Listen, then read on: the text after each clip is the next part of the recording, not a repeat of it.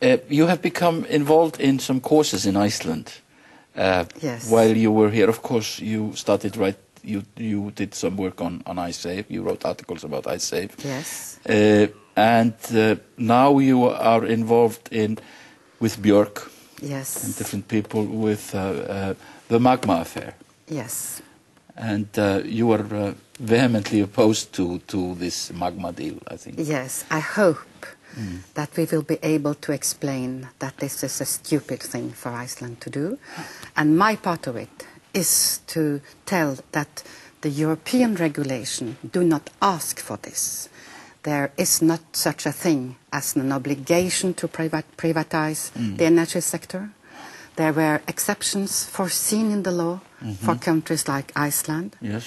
So and you are not obliged to accept a company that is using a Swedish company in order to get impasse in Iceland.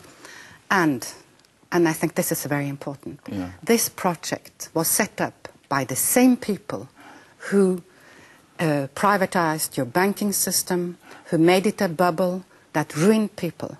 And why should you continue by privatizing your energy sector with exactly the same people for exactly the same reasons? But the public interest is not in the center. This should be stopped. Yes.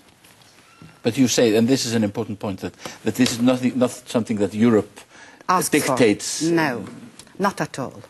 And looking to the contract, I'm really shocked. You're giving your geothermal rights away to a Canadian company which have no experience really in geothermy. You are not even ensured that they can do the investments, and you are selling it with a kind of bullet loan, exactly like the banks did. You are not even being paid for in dollars today.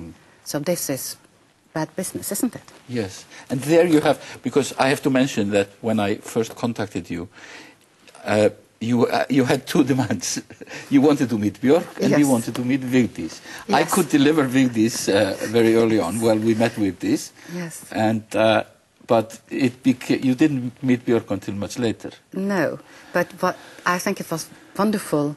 But she contacted me, and so we had really common views on how to protect the Icelandic natural resources and how to try to prevent the privatization of these natural resources, making a new bubble, making new millionaires to the detriment of the people.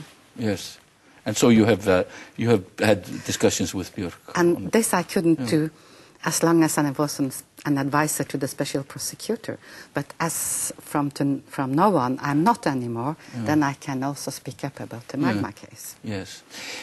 What about, of course, you have become quite knowledgeable about Icelandic society, and I think one of the main things that is getting us in this bad way is the total lack of trust in Iceland. And you saw this in the demonstration of last week, when thousands of people were actually throwing eggs and stones and milk at the parliament. Yes, but this is very often happening in countries where the monetary fund are doing the restriction. So maybe it's time also to hear the needs of people and to slow down a little bit on the rhythm by which you will go to zero deficit. It's a little too soon to ask for it for 2013. Yes. This cannot be done.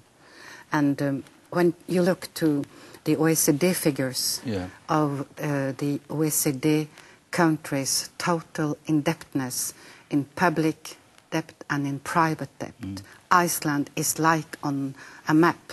You are the most indebted country among the OECD countries when you totalize this debt. And I think there is no way that you can take all this debt along.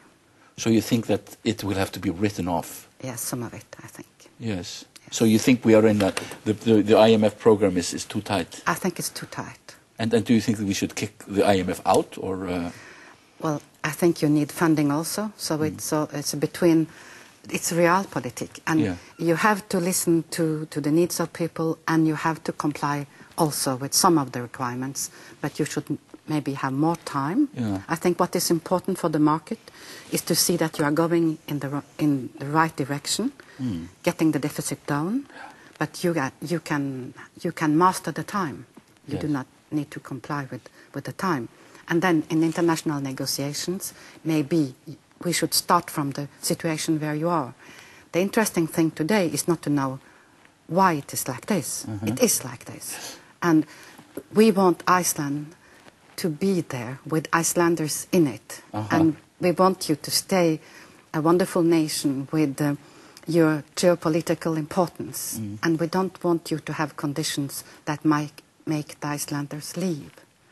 But I think many people, they are seeing the banks being restructured while the household debt is... Yes, this is a choice. This is a monetary fund choice. Yes. And I mean, it isn't necessary like that. Well, the banks, yeah. Yes.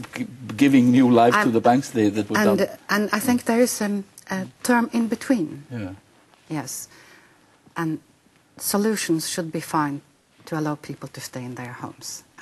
Nobody's served by the fact that their houses are staying empty, and then you will get, when the middle class is getting lost, when the middle class loses their homes, and that was exactly what happened in Argentina, and what risks to happen in Spain.